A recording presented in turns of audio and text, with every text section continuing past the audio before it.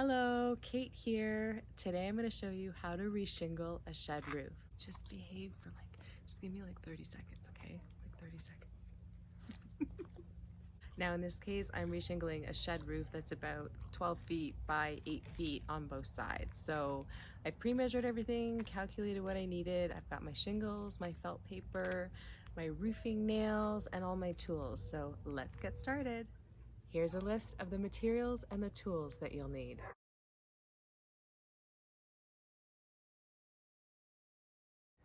Here's one side of the roof that I'll be replacing. You can see, these are, the shingles aren't even there anymore. And here is the other side. So I'll have to take all these old shingles off. And then I'm gonna cut down some of these branches here because it's actually not good to have branches right over the roof. Here's how I calculated how many packages of shingles that I needed.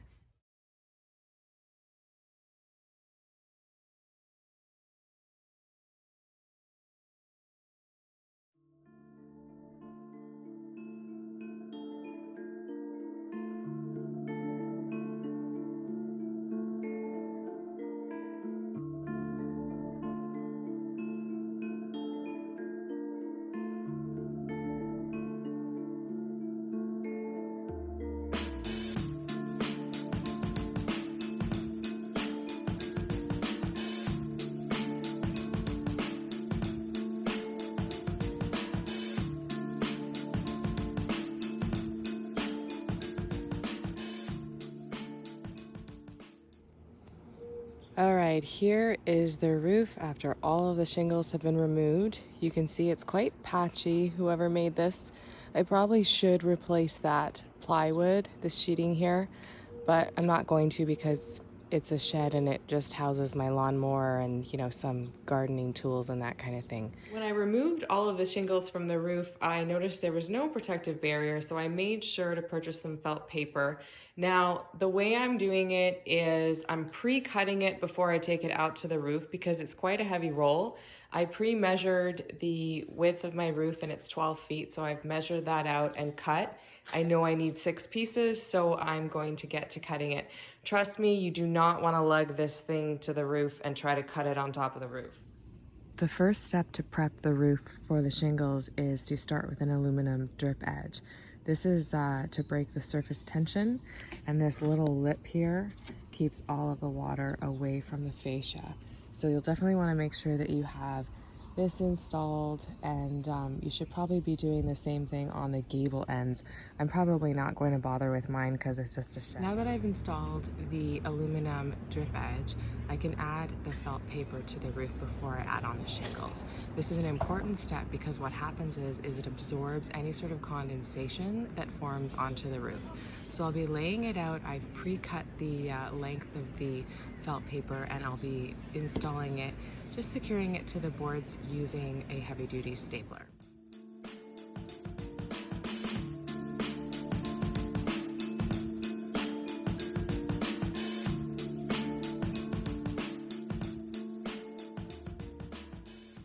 Okay, before I get started installing the first row of shingles onto the roof, I wanted to explain a couple things. So first off, I'm using standard shingles, 36 wide by 12.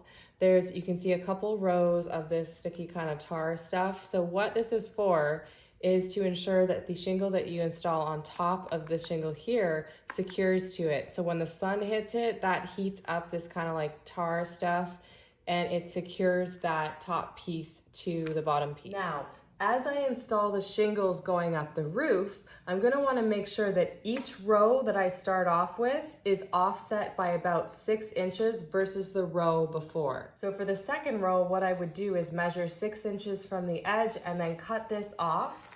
And then I would start that row 6 inches offset to the previous row. I'm about to start installing the shingles on the roof from the bottom of the roof up to the top peak. One of the things I need to do first is to secure that first starter row really well, so to the roof. I'm going to be cutting all of these tabs off, and then I'll be installing this line of tar at the very bottom of the roof. And then once that's nailed into the roof, Then I start adding my shingles the normal way. So I would actually put the tab on top of that glue so that the very first starter row is really secure.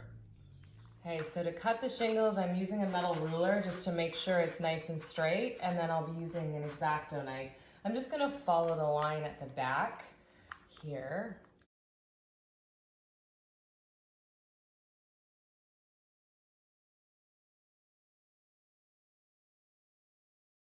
So see, that's how I'll install it, the very bottom of the roof. Now I'm gonna cut about 5 more pieces like this, and then I'll start installing the shingles.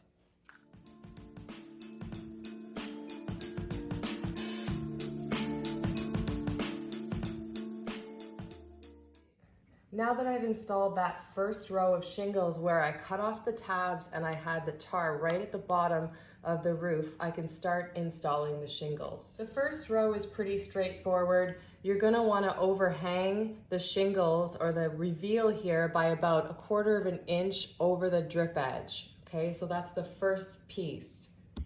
Now I'm adding in that starter row.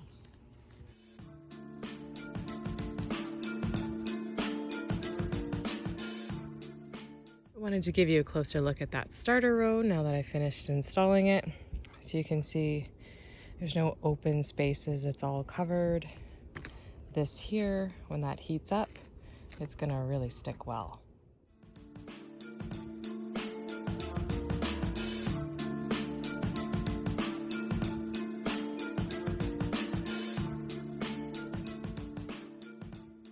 Second row is on. So you can see none of the lines line up, and I'm gonna keep going.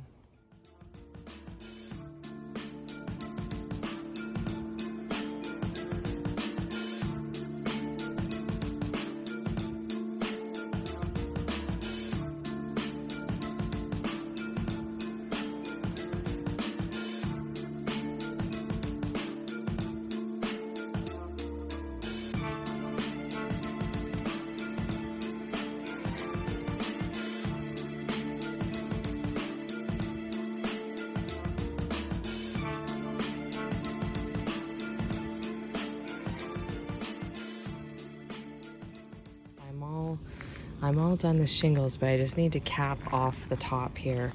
So I did overlap the last 2 rows, and then I'm using individual shingles, and I'll be capping them off at the top. So I'm lining up the ruler in between each shingle tab.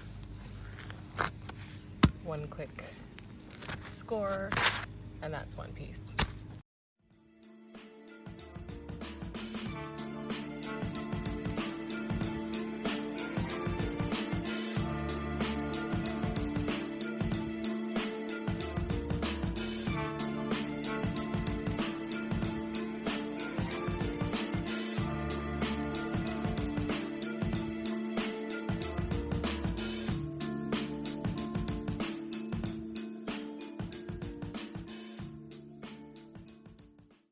I hope you found this video helpful. If you did, make sure you subscribe, and a like and a share wouldn't hurt either. You can also follow me on Instagram at KDA_designs. Thank you for watching.